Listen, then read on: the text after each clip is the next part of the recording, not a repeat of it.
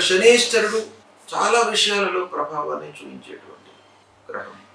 ఈ శని గ్రహము డైరెక్ట్గా మనకు డబ్బుపై, ఆదాయంపై, ఖర్చుపై, మన శ్రమపై ప్రభావాన్ని చూపిస్తాడు. కాబట్టి ఈ శని ప్రతికూలంగా ఉన్నప్పుడు మూలమంత్రం తప్పకుండా మీరు జపించండి. నీలాంజన సమాభాసం రవిపుత్రం యమాగ్రజం ఛాయా మార్తాండ సంభూతం తం నమామి శనీశ్వరం. ఈ మూలమంత్రాన్ని జపిస్తూ శివుణ్ణి ఆరాధించండి. ఆ పరమశివుడికి అభిషేకం చెయ్యండి. శని స్తోత్రాన్ని పఠించండి.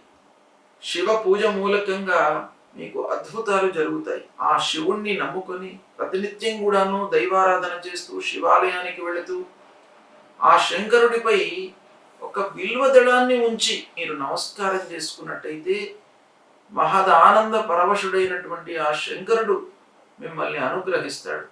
ఆ శని మూలకంగా కలిగేటువంటి దుష్ప్రభావం దూరం అవుతుంది. ఆంజనేయ స్వామిని కూడాను కొలవండి.